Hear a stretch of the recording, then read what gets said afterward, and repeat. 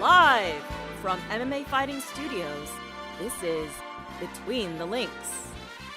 And now, your host, Mike Heck.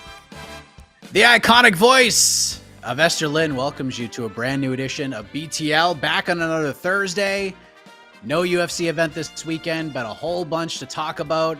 So let's get right into it. Following UFC 297 and some big news announced this week. First, let us say hello to Mr. No Gray Area, the hot take king, the Cannonball Kid, and a man who is here to officially set the record straight that the women's bantamweight division, in his eyes, is the best the sport has to offer. From MMAfighting.com, Mr. Jed Meshew.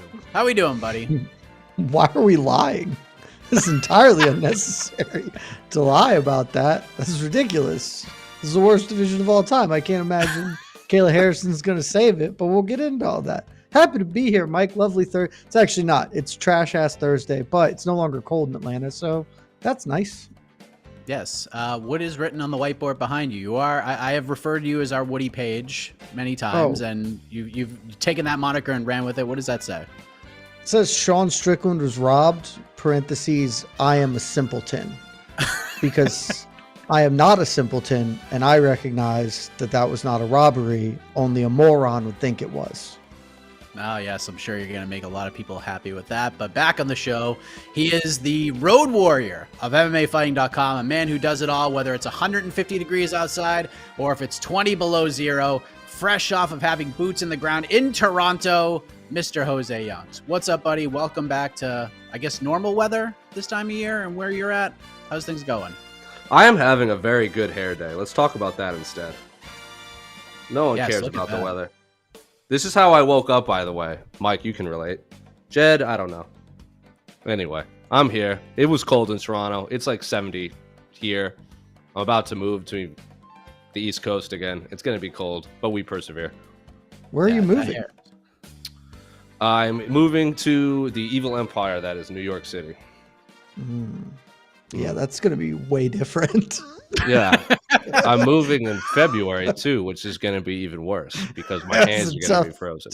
As you can see, the books are gone. There are currently 37 boxes of graphic novels in the other room. So that's going to be a lot of fun to pack and unpack and repack.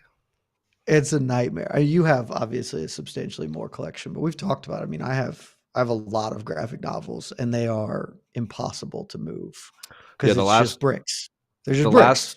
The last two times I moved, I used one of those Rubbermaid bins. So I bought 5, and I was like, I'll just consolidate. And then I realized that when I put all the books in a Rubbermaid bin, one Rubbermaid bin was 212 pounds. Yep.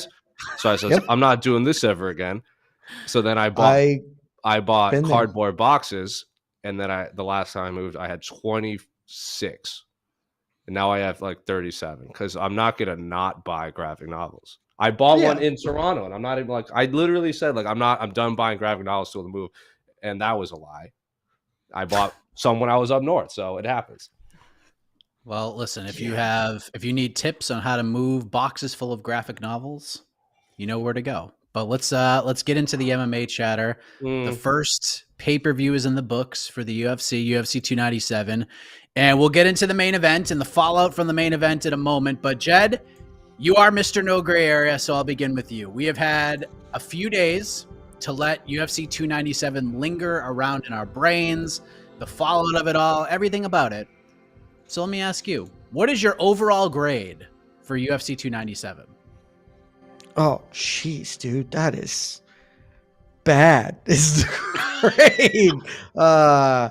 Look, we talked about this heading in. I gave it 0 Michelin stars. I did not think that this was going to be a very good fight card, and it lived up to those very low expectations. It wasn't good. We talked about it in the post show. We've sort of talked about it offline since. It was just tough. The undercard did not have anything that really drew your attention. All the Canadian fighters, or at least all the male Canadian fighters, lost. So like wasn't even a super great vibes for Toronto. The main event was I think a fun fight. Like I enjoyed that fight. It was never pretty because it's not what Dricus du Plessis does, but it was good back and forth action and sort of kind of ebbs and flows there. It's a sort of fight that I really enjoy, but the co-main event was not great. Like what's there to hang your hat on from this card? Like this is, I guess it passes, but it is really tough. And then, to the point of the sign, the discussion afterwards has been really, really awful, which knocks it down even more. Like it's just not the strongest start to the year for us, Mike. That's what I'll say.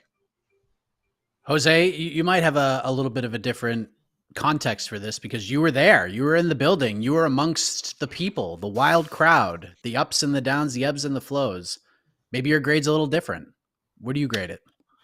It's very difficult to say because, as you know, when you're backstage doing the interviews, you don't really get to watch the fights, which is why I'll Slack people during the fights on the MMA fighting staff. I'll literally write how's this fight? Haven't watched a second of it because it's just a car wash back there. Like one fighter's in, one fighter's out, one fighter's in, one fighter's out. It is extremely rare for anyone backstage to just get to sit down and watch an entire fight.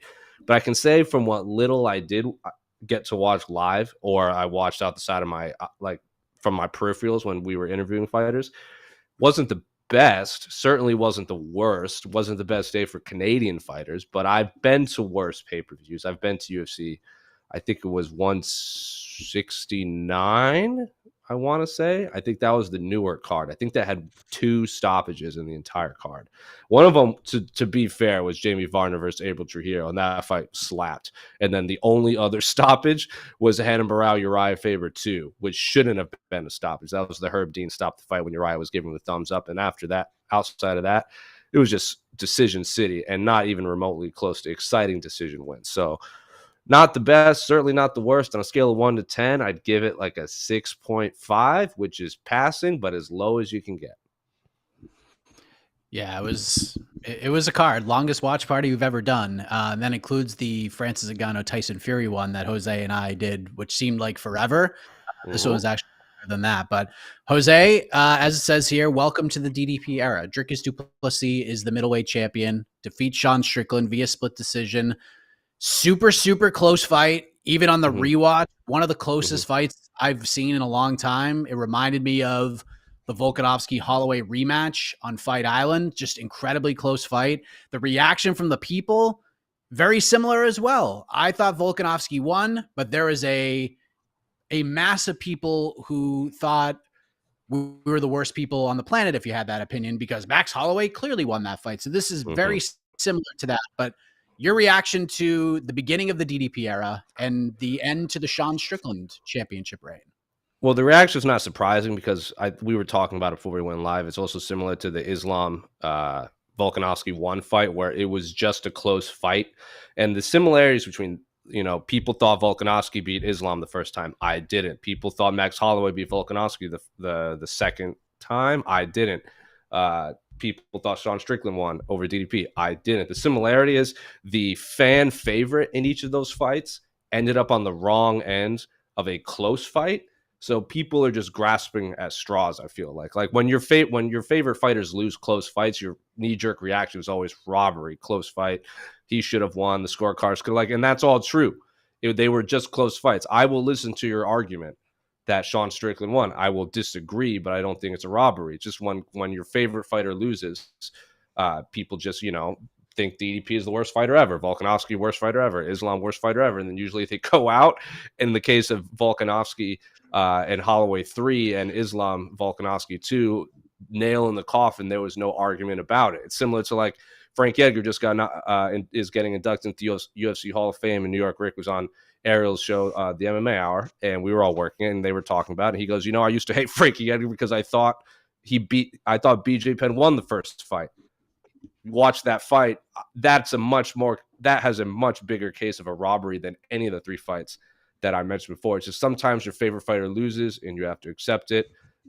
I am very confident they will rematch given the popularity of Sean Strickland and the fan base and how vocal they are. I thought DDP won. I said as soon as the fight, I think it was round 4, I was like, oh, DDP's kind of got this in the bag unless Sean Strickland pulls out a Hail Mary. Someone next to me said it just felt like Sean Strickland was keeping the seat warm for a fighter like DDP or Israel Adesanya rematch or Robert Whittaker. I don't know if that's fair because Sean Strickland beat Israel Adesanya fair and square over 5 rounds. But yeah, the DDP era is here. Middleweight division looks like it could be a hot potato for a bit, similarly to light heavyweight. The difference is there's a lot of exciting fights down the road. It's just a question of who's next, if Israel is ready, if Hamzat's going to fight, Paulo Costa is fighting Robert Whittaker. The matchups are endless, and I really, really hope DDP doesn't just, make a jump to light heavyweight right away. I'd really like to see someone try to fill up all those rubies on the UFC belt and just rack up title defenses and go for the record for most consecutive title defenses in the middleweight division, UFC history, whatever. And also there's just a lot of fun fights for DDP. I know he said like he was making some weird claims. I was like, oh, I've already cleaned out the division if I beat Israel Adesanya. Like, that's not true. You haven't fought the Jared Cannoniers. You haven't fought the Hamzat. You haven't fought the Paulo Costas. You could rematch Sean Strickland. If Israel wins, and there's going to be an appetite for a rematch there. The middleweight division is very fun. It is very, very fun, and DDP just happens to be at the top of the division right now. Jed, what's been your biggest takeaway since Saturday from the win for DDP, the reaction, DDP being this sort of new head of the table, if you will, at 185, and from the short but quite memorable run as champion for Sean Strickland? So we've talked about it on a couple of shows at this point. I think the thing that I keep coming back to as I've sort of gone back and rewatched the fight, I still think DDP won. If you think Strickland won, totally fine. That is a justifiable scorecard. No man got robbed, however the outcome of that fight would have gone, unless like there was some shenanigans with what rounds were given to who. Nope, like pretty clear. I think this is just a close fight. And as I rewatched it and as I was watching in real time, I keep coming back to this idea that I still don't quite know what to make of DDP, but I know that he's a problem. And I've said this on a couple of other programs in this way. I would pick him as a favorite over anyone in the middleweight division. I would not have him as a big favorite over anyone in the middleweight division. He presents and presented to Sean Strickland a bunch of problems. I loved hearing Robert Whittaker on the MMA Hour yesterday talk about it. So he was like, yeah, like I've fought him. He's really weird. It's really tough to fight him. He's super awkward. He chains overhand lefts into overhand rights. And at one point, if you watch that fight, he headbutts Strickland in the ass because the two of them are just kind of rock'em sock'em roboting it in the weirdest way possible. And when you think of Sean Strickland, you think of a super disciplined guy. He is going to fight the same way every time. He's going to do the same things. And DDP's sort of at points in that fight drew him into these anarchic swing fests where he could thrive and Strickland did not. And as I kind of watched it, I just think, is he the prettiest fighter? No. And that's why people, I think, feel a certain way about him. And I think that's why there is always an opportunity that any middleweight is going to have a shot against him because all of them basically are more mechanically sound than what Dricus is offering. But he is pretty athletic. He's not like the best athlete in history, but he's athletic. He's gigantic. Like the man's back goes on for days, like a country acre. He is quick. He is powerful and strong, and he is very good tactically, both at evaluating fights beforehand and kind of knowing what he needs to do. They had a pretty good read on how to attack Sean Strickland in this fight, and his ability to make adjustments mid-fight and say, okay, these are the things that aren't working. Some of this is still going to be like at points, he's still going to be wild and reckless and DDP-ish, but he mixes in enough of the good parts that when you back it with the power and the athleticism, it makes a really tough cocktail to sort of solve. I've likened him repeatedly to sort of a new generation Yoel Romero. He's not as athletic as Romero, but he's bringing a lot of the same qualities that Yoel brought to the table, except for, unlike Yoel, who will not fight, like he will just barely throw anything, DDP understands the current metagame of MMA. He's going to put volume on you. And we saw that he could do it for 25. So again, I think that makes him a really tough out for anybody in the weight class. And a lot of people could beat him. I'm just not going to pick anyone to beat him until I see it physically happen at this point. As Jose said, Jed, the options are endless, but it seems like most of us are in agreement that DDP versus Israel Adesanya is the fight to make, maybe as soon as UFC 300. That would be quite the main event for UFC 300. I think it checks off all the boxes, and by all accounts, this is what the UFC is going to try and put together. But let me ask you this, Jed. Let's just say, hypothetically, Izzy reflects and says, look, I understand this opportunity, but I said I was going to take some time off. Mentally, physically, I need a little bit more time. But then DDP tells the UFC, look, all good. I still want to fight at 300 or as soon as possible. If you had the pencil, would you keep the idea of having DDP fight at 300 at the top of your to-do list? Would you go a different route, different opponent, or would you just wait for Izzy whenever he's ready to come back? I would wait for Izzy. I think obviously I've been saying for weeks, and in a perfect world, Izzy versus DDP is the main event of 300. Makes all the sense in the world. But, if the timelines don't work out, bump that back to International Fight Week. Like that also makes a ton of sense and is okay. Or just, I guess, another pay-per-view, depending on how those roll out. I think the only reason to make DDP make a quick turnaround would be Izzy.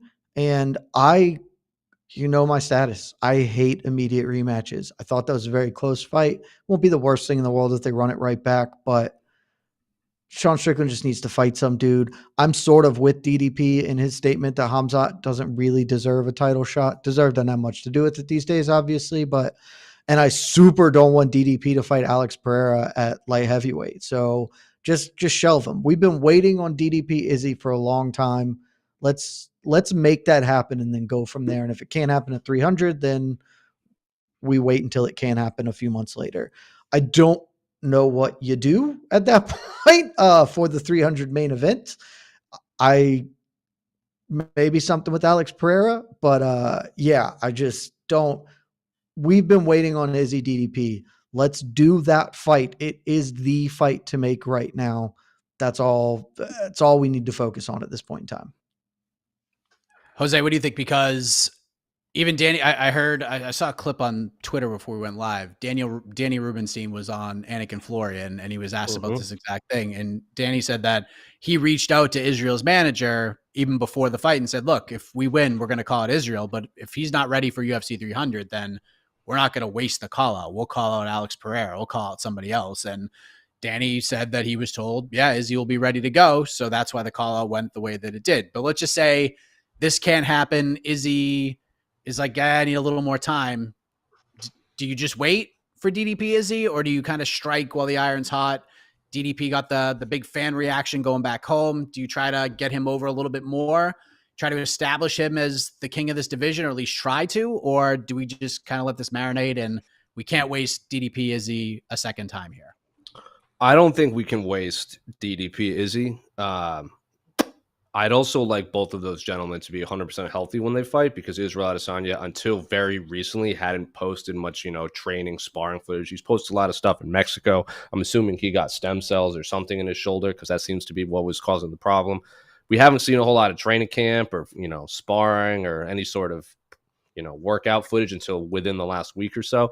DDP's eye was pretty much completely closed after that fight. He fought Sean Strickland for 25 minutes. If they are even 90%, I would just wait. I'd rather see Dricus du Plessis and Israel Adesanya fight when they're both 100%. If that's International Fight Week, so be it. If that's the rumored international card somewhere this summer, then so be it. But I'm always for both men or women being 100%, because I don't want there to be any excuses after. Israel Adesanya seems pretty confident he can beat Dricus du Plessis. Seems pretty confident he was going to beat Sean Strickland too. I don't think he was 100% going into that fight. Sean Strickland won fair and square. He put together a perfect game plan, threw off Israel Adesanya's approach. I still don't think Israel was healthy. I don't want to see that mistake happen again, because if Izzy all of a sudden goes 0-2 in his last two fights and they're both title shots, what reason will we have to ever see him fight for the title anytime soon at middleweight ever again, outside of like Robert Whittaker, Jared Cannonier winning the title because Israel has wins over them? He could go up to light heavyweight, obviously, for Alex Pereira, but if he's 0-2 at middleweight and he bumps up to light heavyweight, why give him a mini title shot right away anyway? So I want Israel to wait if he's not 100%. I want Dricus to wait if he's not 100%. Dricus obviously has proven he's more than willing to wait for a title shot if he's not 100%. He was supposed to fight Israel on that September card. His ankle wasn't ready. They waited out. He's the champion now. I'm pretty confident they're not just going to shove him into UFC 300 if he's not 100%. If Danny thinks he's 100%, Israel's 100%, Dricus is 100%, sign me up for UFC 300. I just want both men to be 100% no matter when it happens. And on the other side, Jose, Sean Strickland. The man may have lost the title, may have lost the fight on 2 of the cards, but that's really all he lost, if he lost anything, because his stock is at an all-time high. He's sort of Nate Diaz'd this situation to some degree to win in the court of public opinion, even if the color on this fight on his wiki is red. The man is just on fire right now. So what do we do with Sean Strickland? What would you like to see next for him? Maybe the winner of Robert Whittaker and Paulo Costa, especially like if Robert Whittaker wins. I don't think either one of those two is going to get a title shot right away to begin with. If Paulo Costa wins, I would imagine they try to rebook the Khamzat fight, especially if Khamzat's not fighting for the title next. Especially if they, if they want to go to Saudi Arabia and they need a main event, Paulo Costa versus Khamzat Chimaev seems like a pretty good main event for a fight night down there, or at least a co-main event. If Robert Whittaker wins, I've always wanted to see Robert Whittaker fight Sean Strickland. Robert Whittaker himself said, a couple more wins, I could get another title shot, especially if it's, Dricus, he's not going to get the next one because he got lost pretty convincingly. So I would like to see Sean fight the winner of that, or just fight Robert Whittaker next, regardless of what happens. Because especially if Paulo's going to be tied up with Khamzat, he could wait for Jared Cannonier to come back because, we're talking about close fights. It's not the first time Sean Strickland's been in a really close fight that he thought he won. That Jared Cannonier was razor thin. I also scored that for Jared Cannonier. Wasn't a robbery. Anyone in the top 5 that's not matched up, Sean Strickland deserves a crowd at least. I don't want to see him stuck at the Apex again. Seems like one of those guys that you can make, those 5-round co-main events that they seem to be doing a lot. Stick him on an ESPN card maybe, but Sean Strickland deserves to be in the big octagon in an arena with fans, not stuck in an Apex with like 500 people watching. Jed, what's next for Sean Strickland? Khamzat Chimaev. Seems real easy to me. Chimaev, I'm still a bit surprised we're just not doing Chimaev Costa. That was obvious, but we're not because they're doing that, and that's fine. I do think Chimaev should, he doesn't need one. It's Chimaev. He'll be fine. People will be excited about it. He should at least have to try and beat a legitimate top tier middleweight to earn a title shot. Sean Strickland is obviously that. I also think that Sean Strickland posed a really interesting test to Khamzat Chimaev. So to me, we've talked about this. I would just do Izzy DDP, and on that exact card, Sean Strickland versus Khamzat Chimaev is the co-main event. You got yourself a little 4-man Grand Prix at middleweight, and it's awesome. And Paulo Costa, Robert Whittaker, the winner of that can kind of just wait around and fight the winner of that little 4-man tourney we're holding. So seems really easy. That's exactly what I'd be lining up. Yeah, as you like to say, Jed, with middleweight and where it stands right now, there's no wrong way to eat this Reese's, but we'll see how this all plays out over the next couple of weeks, maybe leading into UFC 300. But let's move on to the rest of UFC 297. I have a feeling this round will not last as long as this one. The point for round 1 goes to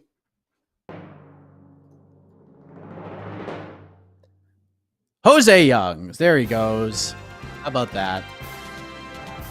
Trading in those miles for BTL points. So let's talk about the rest of the card. So yes, Raquel Pennington is the new women's bantamweight champion after defeating Mayra Bueno Silva.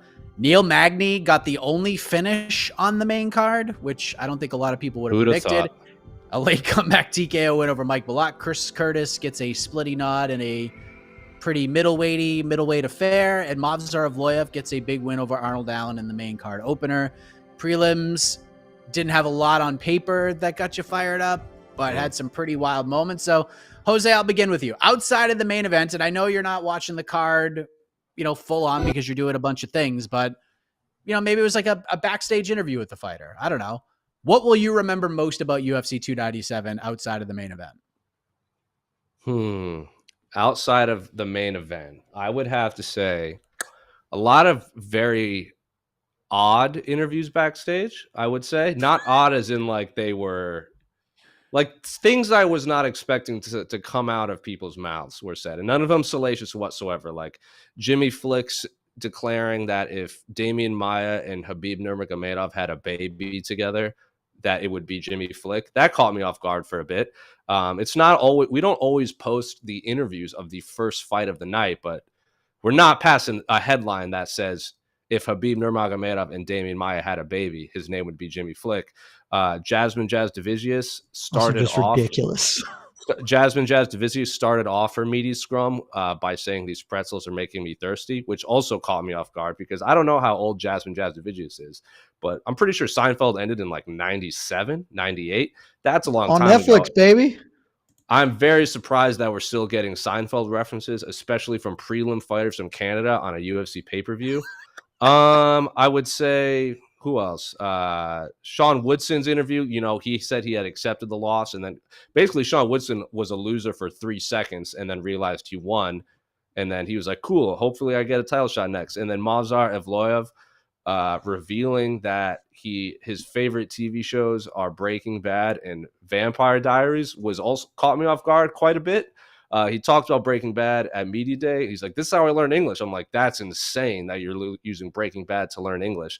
And then our own AK Lee was like, "What other shows do you watch?" He's like, "I really like Vampire Diaries." I'm like, that was not on my bingo card whatsoever of all the possibilities you could have said.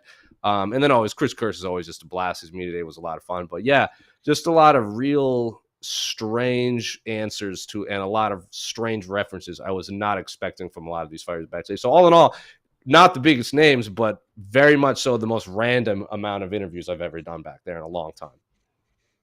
Yeah, Jasmine's, I mean, she's kind of in the wheelhouse. She's going to be 35 in March, so I think she kind of hits the time frame pretty well. Jed. Seinfeld is timeless. It's fine. Oh, yeah. Everyone 100%. likes Seinfeld. 100%. Jed, you know, when you're Papa Jed and, you know, it's 25, 30 years from now and the grandkids come on over and they say, "Papa Jed, tell me about UFC 297. I already know about Sean Strickland versus Dricus du Plessis, but outside of that, what will you remember most about UFC 297? Tell me about it." Well, young child, do you remember the great Khabib Nurmagomedov and Damian Maia? Apparently their child sucks. Like, I can't, it's not my real answer, but I do just want to address Jimmy Flick's clearly a crazy person because, like, one, he doesn't fight anything like either of those two gentlemen. Two, he's already been knocked out like 3 times as many times as the two of them were combined. Like, it's, you think that your children are better versions of you, not like dramatically worse versions of you. This is a ridiculous statement. I could not believe that Jimmy Flick said that. So props to him for being completely delusional. The answer is the co-main event, because this is the evening that I became fully convinced, all the way convicted, that we should just get rid of women's 135. I have led the charge internally that we should stop ranking this weight class because it's bad. And when I mean bad, I mean bad. We did a show this week where we made a pretty compelling case that it is the worst weight class in modern UFC history, excluding women's 145, which was never a real weight class. And the signing of Kayla Harrison does not change that. This weight class is in dire straits, and there are no reinforcements coming. There are no young bantamweights on arrival. There is no prospect to get excited about. There is one woman ranked at 135 that is younger than 30. Your new champion is Raquel Pennington, and I have a lot of respect for what Rocky Pennington has been able to accomplish in her career. This is going to be exceedingly disrespectful, but it's the nature of the beast. I think she is probably the worst champion to ever exist in modern UFC history. Again, excluding Nico Montano, who was a fraudulent champion. Like, she's a quality fighter, but she is Neil Magny at bantamweight. Only women's bantamweight is just so much worse than welterweight that she hung around long enough and she got a title attached to her. It's not the halcyon days anymore. And there had been some hope that if Mayra Bueno Silva could get the win, she at least has been exciting lately. So maybe there is some thing, but instead we're looking at a Raquel Pennington title run, which if she beats Juliana Pena, she will have fought like the top 7 people in the UFC's bantamweight rankings, you might find that hard to believe because you don't remember the fights because they were all awful. And so we're now looking at rematches of those awful fights. Like, God help us, Kayla Harrison is the only thing that could maybe make this at least some kind of interesting, but a lot of questions there. We'll get into that. I've been pushing it, Mike. Let's get rid of women's 135. You do women's 115. You do women's 125. You should bring in an atomweight 105 division and then open weight. I'm super in on just anything above 125 is open weight. You can weigh in whatever the hell you want. And we have an open weight belt like they do at ADCCs and stuff like that. But we got to be done with 135. This weight class is trash. Jose, let's try to get some positives here, okay? A little superlative, if you will. Mm-hmm. Who's the low key MVP of 297? I mean, was anything a high key? Is that the opposite of low key? Was anything on this card? Like, the entire card was low key. It was the first pay-per-view of the year, and like Neil Magny got the only stoppage. I personally do not think we should get rid of the women's bantamweight division, nor do I believe anyone at MMA Fighting will lose sleep if they don't get rid of the women's bantamweight division, because people like to say things and, the internet doesn't forget. In terms of low key, I mean, this entire card is low key, honestly. Like, we're going to look back at this card and be like, that fight card happened. This is how difficult this is to answer. This entire, I guess Jillian Robertson, like, she just continued, like, she's like talking about like people in the record. Like, we talked a lot about Neil Magny being in like the UFC record books. We talked a lot about Jim Miller being in UFC record books. If you look at like the women's record, which I'm sure Jed just pours over given his affinity for women's MMA, Jillian Robertson is on a lot of those lists in the top 5, like most finish. I'm pretty sure she has most finishes in flyweight division. I know she has the most submission wins in the history of all the women's divisions in the UFC, which means she has the most submission wins in flyweight history. I'm pretty sure she's tied for the most bouts at flyweights. I think she has the second most finishes. I don't know. Jillian Robertson is like the antithesis of Neil Magny to this women's division. In the women's divisions, because she's on all these lists and she has never fought for the title, and I don't know if she ever will fight for the title, but when it's all said and done, Jillian Robertson's name is going to be in the top 5 of a lot of these UFC lists, and most of them are stoppage wins. They're not decision wins, or at least submission attempts. And yeah, she's lost to like some really talented fighters and some not so talented fighters, and she's been stopped by some not so talented fighters. But Jillian Robertson is always game. Her coach is a crazy man. I've interviewed him once. He's the president of Karate Combat. I can't remember his name off the top of my head, but he's the head coach over at Goat Shed. And he refers to himself as Dana Brown on Instagram. And he is just an absolute lunatic. If anyone, I wish I could tell you what his Instagram was so you could go see this video. But if you go watch if you find his Instagram, he's like doing a selfie video during Jillian Robertson's stoppage win, and he's just like pointing his finger up and talking to the camera, and behind him, his fighter is finishing Polyana Viana. I'm like, I mean, it's getting people talking. He's clearly a maniac, and his eyeballs are like the size of saucer plates the entire time. So, yeah, I guess Jillian Robertson, because no one's really talking about her, and she just continues to rack up stoppage wins. And her coach, again, I can't stress this enough, is an absolute maniac. Isn't it like Mr. Awesome or like President Awesome? Probably. He is big. I wish I could take whatever was generating his energy and just like create a car out of it, because that thing will run nonstop. Again, I interviewed him after Karate Combat, like that incredibly long Karate Combat card that everyone watched, and the man is a very excited individual, and he wants to make a lot of fights that seem fun on paper in Karate Combat. Whether he can pull them off or not would be very interesting. But yeah, that man is a crazy man, and not in a bad way. Like, he's just a very energetic man and wears very loud shirts.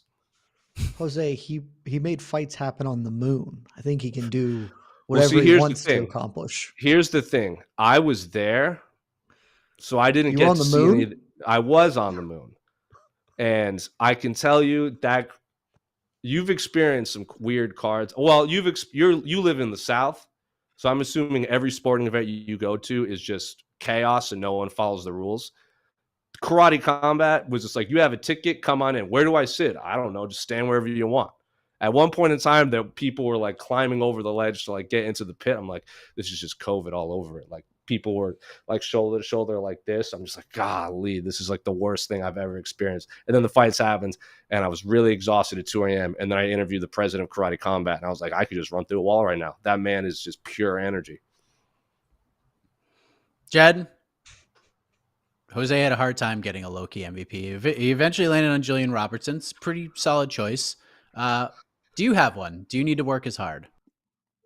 He's half right. The answer is non-bantamweight women. I'm not counting Jasmine Jasdavicius as a bantamweight because she did not need to fight at this weight. Priscilla Cachoeira just couldn't make weight. And obviously Priscilla Cachoeira, not a hero. Jasmine Jasdavicius and Jillian Robertson are the only two bright spots on this card. Neil Magny, like, credit him for pulling that out, but that's more of a holy shit, did Mike Malott really trash this one, right? Like, Mike Malott just had to not die. I've never seen a man fall off a cliff that hard that quickly as Malott did in a fight he was so clearly winning. So Robertson and Jasdavicius, because they were good. Like, they were awesome. They came out and delivered beatdowns. And, credit to Jasdavicius, who ends up getting the finish despite not I think that was her first one in the UFC, which, Yep. kind of turfed my bet on her by decision, which I thought was just a lock. But good for her. Like, that's how you do. You come make a statement in the fight where your opponent didn't technically miss weight, but missed weight by like a lot, and you move forward. So those two women are the low-key helpers of this card. But Jose is also correct. There's not a high key. It's like this card is bad. That's what I've been saying the whole time. It was a bad card. Hopefully 298 will be better. Well, let's move on from UFC 297 and talk about the future. A little bit of UFC 300 news, a new signing, maybe some hope for this women's bantamweight division. We'll talk about that and more. But the point for round 2 goes to Mr. Positivity, Jed Meshew, 1-1. Good job.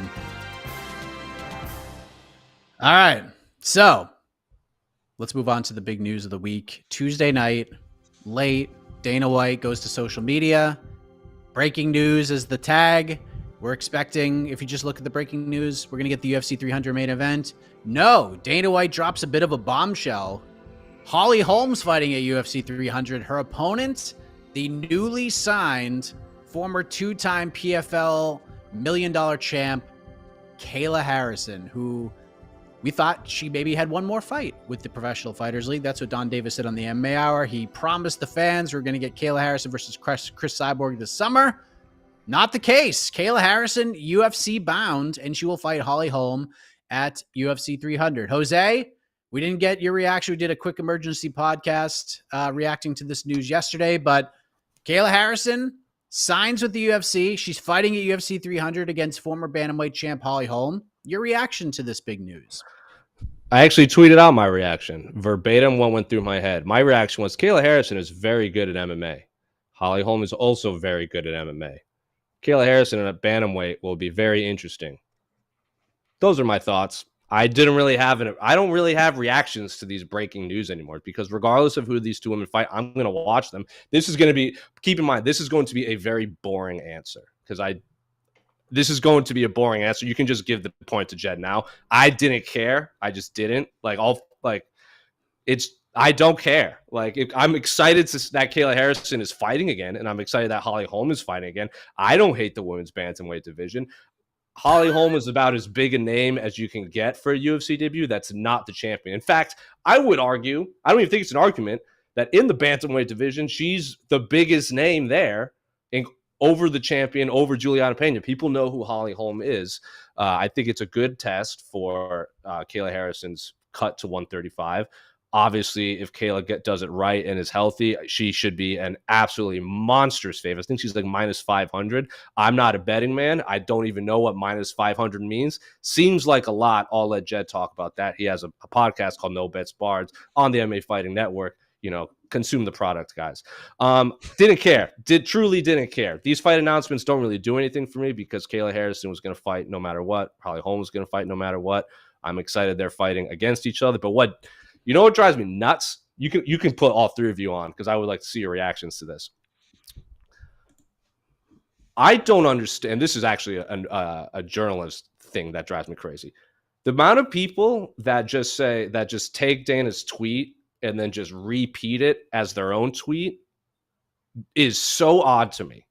It's so strange. Like, Holly Holm is fighting Kayla Harrison at UFC 300, and then I refreshed, and there's like 70 journalists just posting the same thing. Just quote tweet, retweet the video. It gets you're gonna get the engagement no matter what. It's not your breaking news. Also, don't tag the fighters. That's very strange too. That is very, very odd. Or if you work for a publication, wait for the article to go live, and then you can retweet the product, and we could get clicks and engagement out of it. It doesn't all have, I don't know. It's very odd to me when people take Dana's videos and then just repeat them as their own static things, like they broke the news. It's very strange to me, but you can give the point to Jed. That was a very boring answer because my answer is don't really care. I'm just excited to watch the fight. Casey, I wish you had the old NBC "The More You Know" graphic that you could just put up over the screen right there after that. Yes, very nice. More you know, dung, dung, dung. Jed, I mean, look, we did the emergency reaction, so I think people got your initial thoughts to this. But sometimes when we do these emergency reactions, we reflect a little bit more on what we said, and then not that you have like a full change of heart, but maybe you look at things a little bit differently. So you're exact. I believe the first two words you said when I asked you about this was, "This sucks." Has the stance changed? And explain why it sucks and why it hasn't changed. Mike, I've never once reflected on the thing I've done. I'm out here living, baby. Just the past is for cowards. We're vibing in the future. One, I would in principle agree with Jose about the retweeting Dana and then saying the same stuff, except for I need at least one of those people to exist because Dana has blocked me on Twitter. So I never get to see his announcements. I only get to see the announcement when like Aaron Bronstetter retweets it and says the thing. So I need those. So everyone can't do it, but most of you should quit with that. So I do agree with Jose. This blows ass. I feel exactly the same as a Divot Reaction show. For years, the fight we have all wanted is Kayla Harrison versus Chris Cyborg. They are finally under the same roof. Chris Cyborg has been pretty explicit. She has one fight left in MMA before she will hang it up. We were all of the opinion that it was going to be Kayla Harrison. Don Davis is out here promising at the start of the year, we're going to get that in the summer. Finally, it looked like we are going to get that fight. And then this happens. I do not know why. I just hate it. Kayla could have come to the UFC at any point in time. I am sure she's going to make a good amount of money. I doubt it is the same amount of money PFL would have offered her to stay and put together the Cyborg fight. I truly do not know why she would accept this offer now when she could have done it in December. She could have fought Chris Cyborg in the summer and then done this. Because what are we looking for her at the UFC? Like that has been my big thing. She's made some test cuts theoretically. Dana has said so. Dana says a lot of stuff. You should just never accept what he says at face value. You'll probably be right more than you'll be wrong if you do that. If she can make 135, this isn't as bad as it could be. But again, this is a trash ass weight class. It's going nowhere. What are the fights? She's going to come fight Holly Holm. Okay. That's a fight that will happen, I guess. If she wins that, I guess she can fight for the belt and she can have that. There is the allure that maybe Amanda Nunes will come out of retirement to fight her. That's it. But those are the only fights. Whereas at least in PFL, there's Cyborg. It's the fight we've wanted for years. And then I would also like to watch her rematch Larissa Pacheco after Pacheco handed her a defeat and appears to be crusting as a fighter. Instead, we're not getting that. I'm not saying she should stay in PFL forever. Like, moving to the UFC eventually is fine. Doing it at this point in time is so odd to me when it was so clear that the fight she has been chasing after since almost day one was at her fingertips. It was right there. And maybe it couldn't happen on like the fastest timeline that she wanted, but it was right there for that fight to happen. And now it will never happen. She will never fight Chris Cyborg in MMA. And that sucks ass, man. We have, I said on the preview, on the reaction pod, we have swapped out a potential Kayla Harrison versus Chris Cyborg fight for Kayla Harrison versus 42-year-old Holly Holm. It's the worst trade in history. We got fleeced by this. Like, someone should step in and stop this because it sucks real bad. And it's not even helping UFC 300. Like, it's a fine fight. But does this make a single person more interested in UFC 300 than they were on Tuesday before we knew this? No, like, it is. Fight Cyborg, man. It's all we wanted. It's all anyone asked for was fight Cyborg. And instead we're getting Holly Holm. What the hell? So I don't want to put words in your mouth, Jed. So is this clear that when you look at this promotionally, that this is more, ooh, this is really bad for the PFL more than it's, oh, this is really good for the UFC? Oh, for sure. I mean, there's a really good argument that Kayla Harrison is the only star in PFL. Francis Ngannou obviously is a star, but I don't know if you guys have checked the newspapers lately. He has yet to fight in PFL, and it's starting to seem like that he may not. If he goes out here and beats a former heavyweight champion, which I don't think is likely, but if he beats Joshua, he's never fighting in MMA again. So Kayla Harrison is the biggest star they have that actually competes in the promotion, and they just lost her to the UFC. And they just lost the biggest fight they had, because what happened when they announced their big PFL Bellator card? Mike, we hopped on a reaction pod, and Shaheen got there and was like, this is missing something. These are 4 fights that we don't like. Where's the thing? And the thing it was missing, the thing we all said, was Cyborg versus Kayla. And now, like, that's the one fight they had in the bag, and now that's gone. Like, the UFC gets, if she can make 135, they get a star who can maybe lift this division back up and carry it for a little while as they try to build it. But that's not a major gain for them. It is a monstrous loss for PFL. What do you think about this from a PFL perspective, Jose, especially with this year, the Bellator merger, everything they're going on? We're striving to be the co-leader in MMA. This is the word that always is going to come back when discussing the PFL, whether you take it seriously or you're just using it kind of in a joking manner. But how big of a blow is this to the PFL losing Kayla Harrison?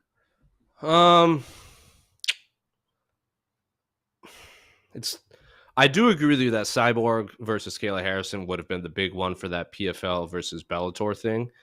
I don't know. Like, how many pay-per-views has PFL done?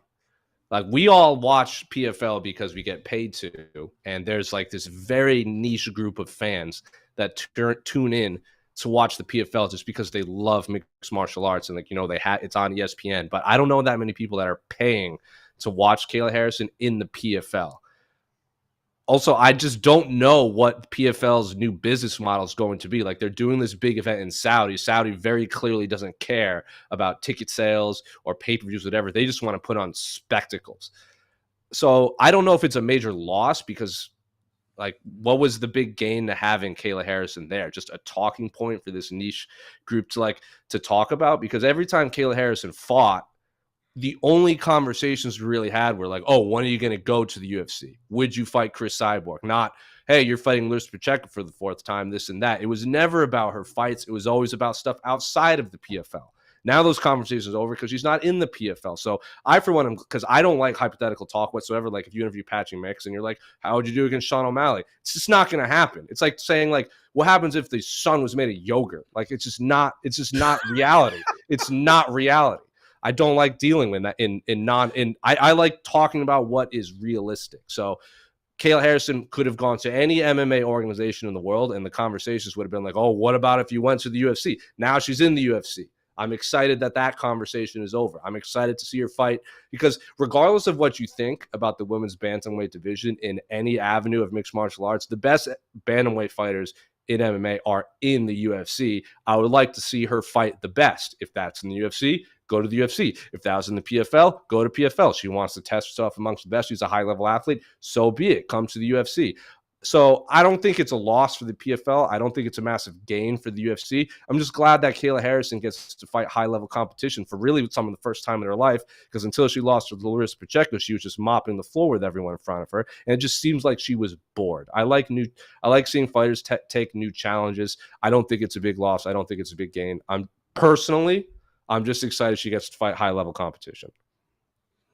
Well, since you love dabbling in predictions and hypotheticals, Jose, over under a year from now, Amanda Nunes has announced her bid to return to the UFC. She's going to go. We're setting up Amanda versus Kayla, which we would assume that Amanda at least had some idea that Kayla was coming back, right?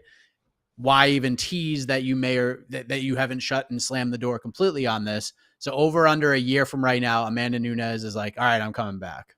0%. I think Amanda Nunes had the perfect retirement. I don't think she's going to come back. I saw her in Toronto. She had her daughter there, and she just looked like she was having an absolute blast being a mom. Obviously, when there are retired fighters around these big events, I bet, their blood gets flown again, and she's going to want to get back in there. Nina's not training anymore. She's retired. Amanda's retired. I know, like, there are other fighters that have been training with them. Maybe, we could see her in some sort of coaching aspect, but I don't think Amanda comes back, especially for Kayla Harrison, because that just seems like, for a boatload of money, maybe. I'll say 1% then, because money talks. If Kayla Harrison just steamrolls the division and, gets on the mic and blah, blah, blah, come out of retirement, Amanda Nunes, and fight me, maybe we get the GSP thing where she comes out of retirement like years later and fights the big fight. I just don't see it happening, especially after seeing her in Toronto, being a mom with Nina. She looked like she was having a blast not fighting. 1%, Jed, Jose's giving an Amanda Nunes comeback. Are you around the same? Are you at the 0, or are you higher than that? I think it's almost a certainty it happens before the end of this year. I think, assuming that Kayla beats Holly Holm, if Holly Holm beats her, then all bets are off, I guess, at that point. But if Kayla beats Holly Holm, which I believe she will, Kayla is probably just fighting the winner of the, to be announced bantamweight battle between Raquel Pennington and Juliana Pena. And once she has the belt, then Amanda Nunes there. I think there is smoke to fire, right? And so when Amanda Nunes teases coming back, let's be real freaking clear. Amanda Nunes isn't teasing coming back to bantamweight because she saw Rocky Pennington win the belt. Like, that's not getting her blood up or whatever. She's doing it because she and Kayla both train an American Top Team. This was a fight that was kind of rumored. It was going to happen. And then Amanda ends up losing to Pena and sort of derails the whole thing, but they run in the same circles. They know what's going on. Hey, I'm hearing that Kayla's coming over, and maybe I might be interested in coming back. I think if Kayla beats Holly Holm, she will. I think she will beat Holly Holm. I am extraordinarily confident she would beat either Raquel Pennington or Juliana Pena, assuming she can make the weight. And if both of those things happen, she's got the belt, Amanda Nunes, and has the belt by the end of the year. Side note, we all sucked. None of us picked Kayla Harrison to be the bantamweight champion by the end of the year. Miss on our parts. But if that happens, then I would say it is almost a certainty Amanda Nunes gets a big bag of money, and they do Nunes Harrison for the title, sometime in early 2025. Well, for fans of the bantamweight division, maybe you get something to be excited for, even if you're not a fan of the division. Kayla Harrison versus Amanda Nunes, perhaps. Let's move on. We're going to go back to a little drill we did a few weeks back, and we'll take a look at a little bit of an update. The point for round 3 goes to... I know Jose tried to give this away. I mean, he did. Jed gets the point, but you could play the music. I mean, he did. Yeah. But the way Jose is able to put words in order, from the sun tasting like yogurt or however he said it, almost snuck him back in there with just like a rando uppercut, Korean zombie like. So we did this little drill a little while back. Brian Campbell is on the show, And we were talking about UFC 300. Like, what's this looking like? Brian Campbell was very negative about how the card looked. I was trying to preach patience. Jed gave his thoughts. But since that activity we did a few weeks back, here's what UFC 300 currently looks like. Justin Gaethje versus Max Holloway for the BMF title. Zhang Wei Li versus Yan Xiaonan for the women's strawweight title. Yuri Prohashka versus Alexander Rakic. Charles Oliveira versus Arman Sarukian. Calvin Kattar, Aljamain Sterling. Bo Nickel, Cody Brundage. Davison Figueiredo versus Cody Garbrandt. Bobby Green versus Jim Miller. Holly Holm versus Kayla Harrison. And we just found out yesterday that rising star Diego Lopez will be fighting at UFC 300, taking on Super Sodiq Yusuff. Jed, how are we grading UFC 300 as it looks right now? This is the issue with this show, Mike, is I shoved BC in a locker the last time we talked about 300 and his all chicken little, oh, this card's trash. Like, this card's going to be fine. Don't worry about it.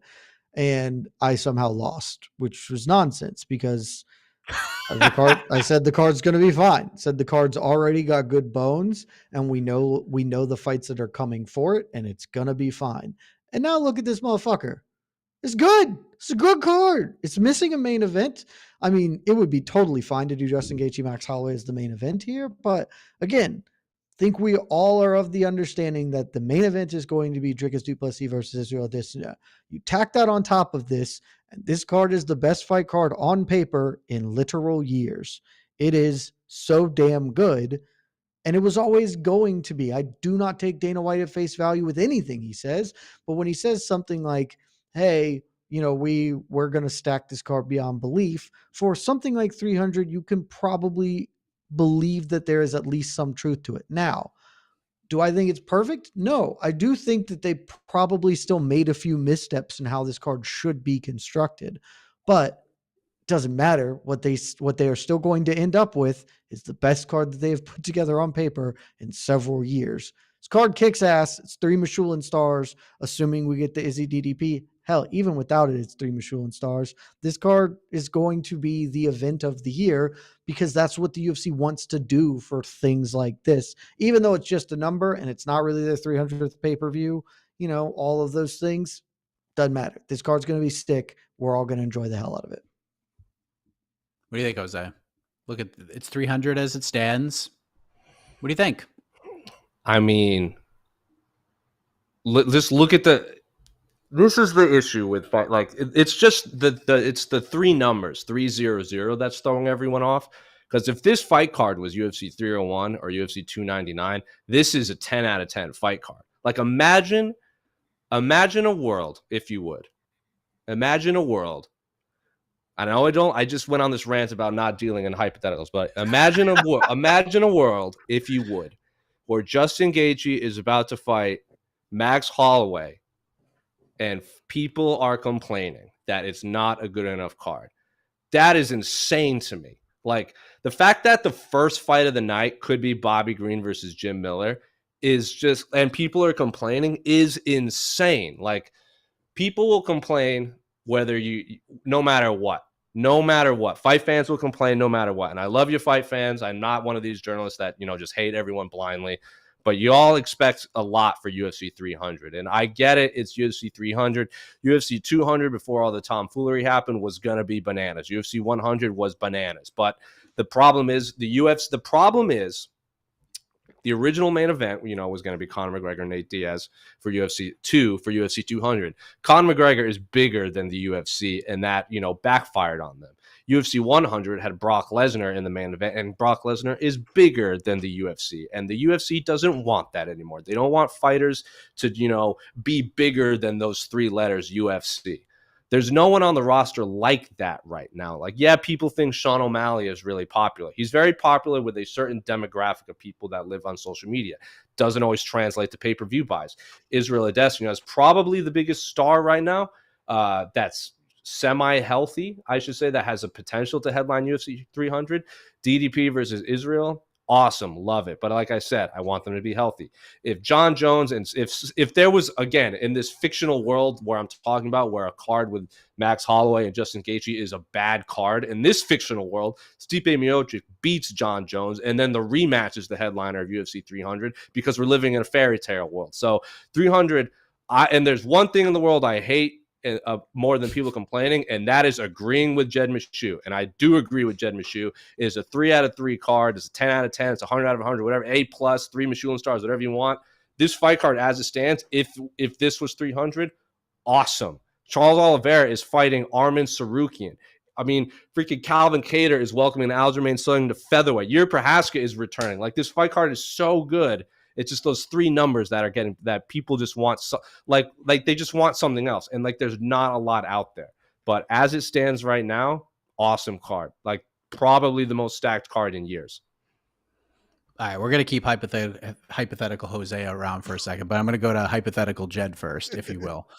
Let's play a little game here. Let's just say we're living in a hypothetical world.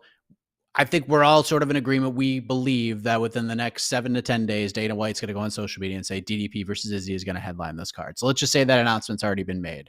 We have the 3 title fights, including the BMF and the other loaded fights that we've already talked about. How do you construct the main card if DDP Izzy is the main event? Oh, this one's really easy. So you have 3 title fights. You do DDP Izzy as your main event. Your co-main is Gaethje Max Holloway. I am open to the idea that they might decide to do the thing they've done like once or twice before, where you do Zhang Yan and put that as like the second fight of the main card. So you get an intro fight, then you get a title fight, then you get a break fight, and then you're into the co-main and the main. My guess is that they will just run that as the featured fight, 3 title fights, the top 3 on the card. There is, I think, no universe in which Charles Oliveira Arman Sarukian does not exist on this main card, and damn well it deserves to. And then if this is what I'm doing, I might go different. They will almost certainly do Holly Holm, Kayla Harrison as a main card opener or the second fight, just because of the names involved. I would not. If this is me, I have the power of the pen, I'm not doing that, because 1, there's a high likelihood that fight is boring. It's going to bring down your energy. You don't want that. And instead, Mike, you started laughing before I even said it. You know exactly what the hell I'm going to do. There's only one fight on this card that features former champion versus former champion that is guaranteed to deliver a highlight reel, and it's Davis Figueiredo versus Cody Garbrandt. If I'm in charge of shit, that's your main card opener. We're all going to sit there, gather around the fireplace and the television, and watch Cody Garbrandt get sent to the land of wind and ghosts, and it's going to be sick. So obviously that is the 5th fight on the main card. 4 of them I don't think you can change. I would choose that as my 5th.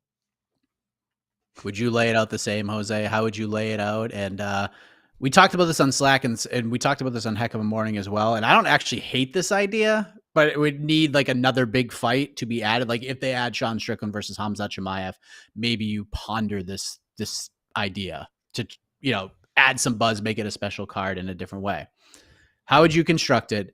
And if they do add like a big fight like Strickland Chimaev, what are your thoughts about possibly putting Zhang Weili, Yan Xiaonan as the featured prelim on ESPN, generate some extra eyeballs, generate a few extra pay-per-view buys, tailor, so to speak, a little bit towards that crowd since it's a little bit earlier? I don't know if the time frames match up, but thoughts about that, and how would you construct this card?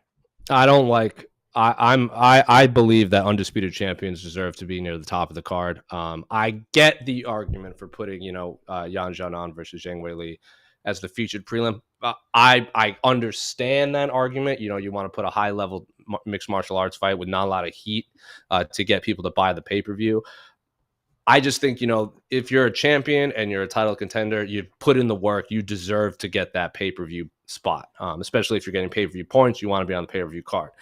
Justin Gaethje versus Max Holloway, as this stands right now, like I'm not going to like create this goofy card. If it ends right now, and I'm not saying that Zhang Weili versus Yan Xiaonan deserves to headline UFC 300, because I just, there should probably be a massive card at the top, especially for 300.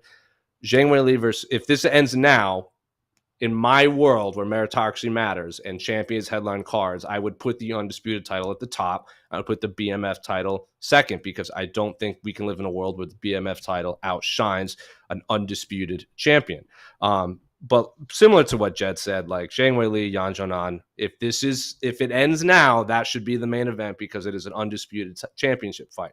I know the comments are going to hate it. I know fans would hate it. Remember when they booked Valentina Shevchenko versus Sijara Eubanks just to headline the MSG card, and people were like, that fight sucks. This doesn't deserve to be MSG. So then they just had DC. They just gave DC a boatload of money to fight Derek Lewis. They're probably going to give someone a boatload of money to headline this card. And then at that point, Zhang Weili versus Yan Xiaonan should be the co-main. Justin Gaethje versus Max Holloway should be the third fight.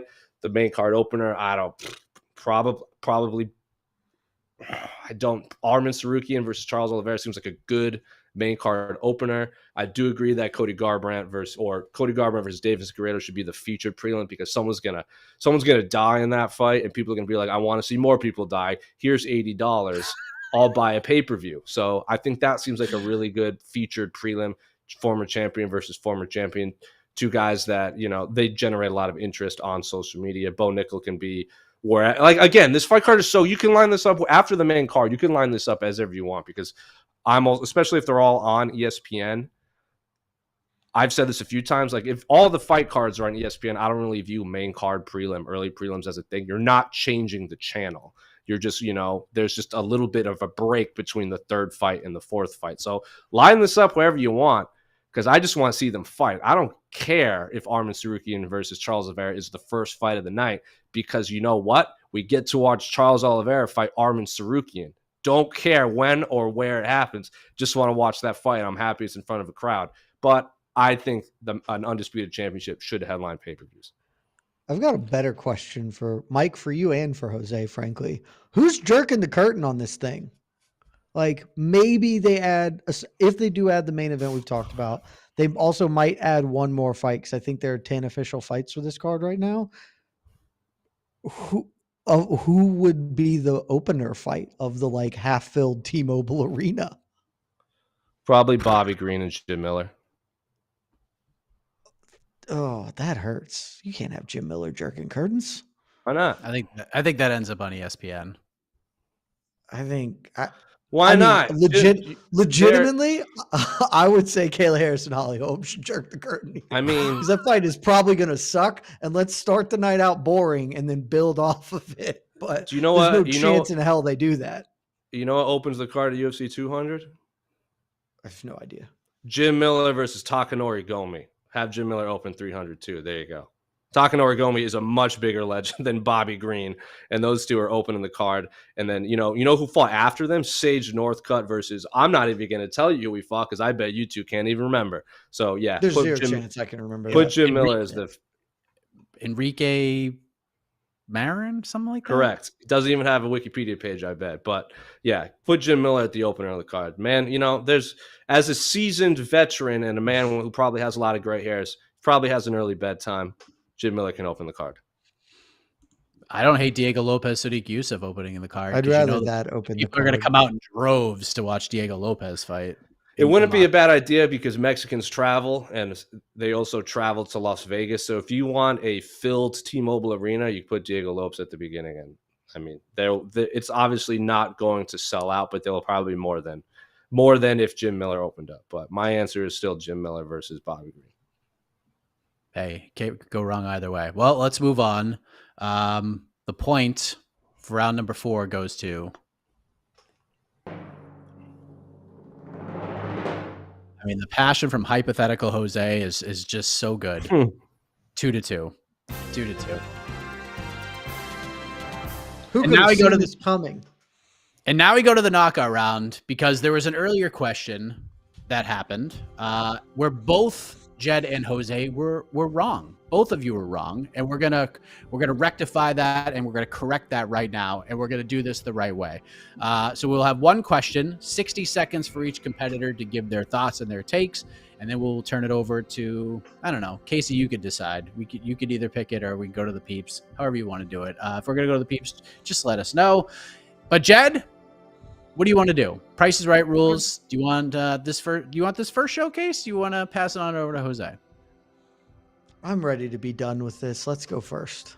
Oh, I don't know how I feel about that, but the correct answer for the low-key MVP of UFC 297 is the only fighter during the UFC 297 watch party that got GC and I to stand out of our chairs, and not only stand out of our chairs, but applaud. The first standing ovation in the history of the watch party, and it's from a guy who did not compete at UFC 297. In fact, he is not an active fighter at all. The low-key MVP for me was one Frankie Edgar, who has just been announced as the first member of the 2024 UFC Hall of Fame. Well-deserved, former champion, been in wars, a guy that outkicked his coverage his entire career. So, Jed, 60 seconds. I know that it may not be enough time, but 60-second, welcome to the Hall of Fame speech about one Frankie Edgar. This is a great move. Talk about Frankie Edgar. You're introducing him to the crowd in only 60 seconds. Go right ahead. Start now. I hate Frankie Edgar. I've hated him for a long time. I think Jose previously mentioned that our colleague New York Rick said that he used to hate Frankie until he loved him. I hate forever because I just have that in me. For the same reasons, Frankie robbed BJ in that first fight. BJ never should have lost his belt to Frankie. Frankie obviously then clearly won the next two, but that's a separate issue. And I never forgave him. I took great joy in watching Jose Aldo beat him up and everything that came after that. All that being said, I have a great amount of respect for Frankie Edgar. And at various points in time, I've argued that there is a case to be made that he is the best fighter in history because the man was a career bantamweight who won the UFC lightweight title, fighting 20 pounds above his weight. He won the UFC lightweight belt, held it for a long time, and kind of established himself as a legend in 2 weight classes over the course of his career. Incredibly deserved to be in the Hall of Fame, and I'm glad the UFC got this one right and didn't make him wait like they have with some others. So congratulations, Frankie Edgar. I still hate the shit out of you. Wow. All right, Jose, same question. 1 minute on the clock. Frankie Edgar, Hall of Famer. Wax poetically about one Frankie Edgar. Go. Well, have either of you two been to Tom's River, New Jersey? I'm willing to bet you haven't because that place sucks. If you like to do drugs, go to Tom's River, New Jersey. So the fact that Frankie Edgar has made Tom's... I am willing to bet if Frankie Edgar didn't fight, 99% of the MMA fandom would not even know Tom's River, New Jersey existed. So the fact that Frankie Edgar is putting this very lame town on a map speaks volumes. As Jed said, the man is a career bantamweight, won the title at lightweight. I scored the second Benson Henderson fight for Frank Edgar. I thought he lost fair and square in the first fight. Dropped down to featherweight, pushed Jose Aldo to his absolute limit. Dropped down to bantamweight, almost fought for title there. We have a rankings panel at MMAfighting.com. I am not on it because I just don't want to argue about what pound for pound means. Frankie Edgar did the pound for pound thing. He fought the best of the best at 3 weight classes. He is pound for pound one of the best fighters that has ever lived. I don't know if I have enough time, but Tom's River, New Jersey sucks. Frank Edgar is awesome. Well, if you want to take a trip to Majestic, don't do that. Don't do that. Call your local travel agent and make that happen because Jose has sold the goods for good old TRNJ. So I probably did, honestly, and that's a little alarming. Also, isn't it super weird that the UFC announced this in Canada when they're going to Jersey in like a month?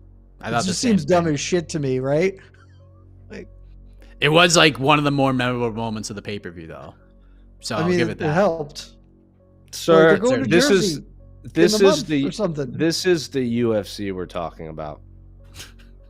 Islam Makhachev literally said, I want to fight Justin Gaethje in June. So the UFC booked Justin Gaethje to fight Max Holloway in April. Like, let's not look past the point of the UFC doing odd things. It's true. But this one, like, they had to buy him a ticket to Canada. He's just been like, hey, man, get off your couch and come up to 405 or whatever it is.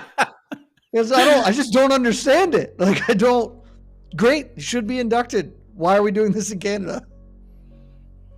Yeah, I thought that was kind of the ovation he would have gotten in Atlantic City would have been pretty cool. But the last time he fought, the last time he was in Canada, he was losing to Max Holloway. Yeah, I was there for both of those. It's not like he even had like the biggest win of his career was in Toronto. No, it's just a moment for moment's sake. Casey, are you picking the winner? Are we going to the peeps? How are we doing this? We're going to the peeps. All right. We are a democracy here at MMAfighting.com. Well, that was before last week where we were not. Do you remember? See, here's the thing, Jed. Remember how you said that you should have beaten I assume it was BC. You said you should have beaten, correct? Yeah. The last time I faced BC, his answer to the knockout round was he couldn't think of an answer. I remember. He literally used all 60 seconds. He used 59 seconds to think and then said, I don't know. And then the fans voted he won. You were the host of that one, Jed. What a moment. It was were you? Funny. What an alarming time that was. Yeah, when Jed hosts, things go off the rails. A guy wins without answering the last question. And the only time in the history of the show that we didn't go to the last question was when Jed hosted as well. So, what a time. Casey, how are we doing on the votes?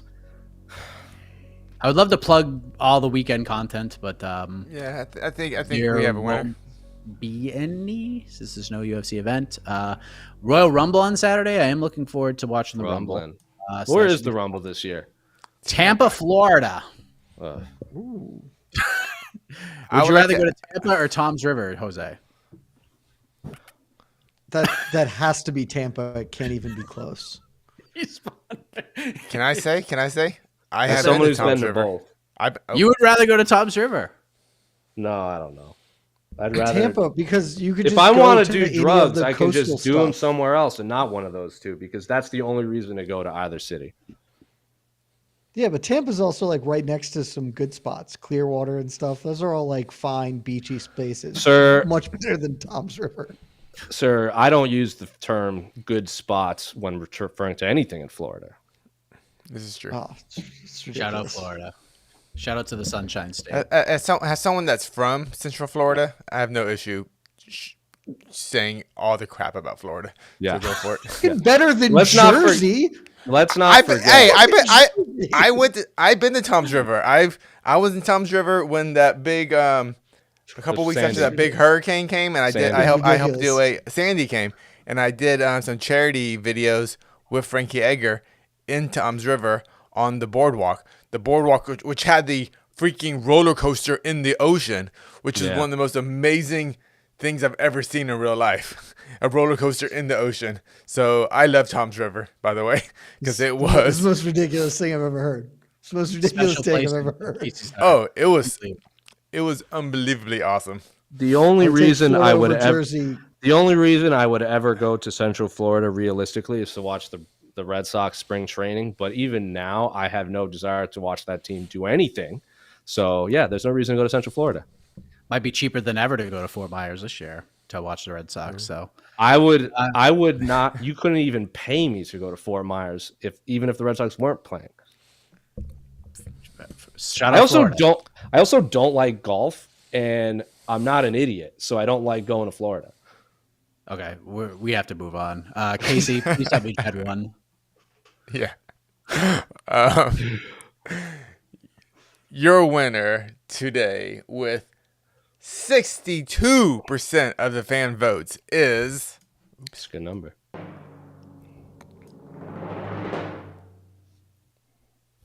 And still, Jed Bashu. Mm-hmm. Yeah. There you go.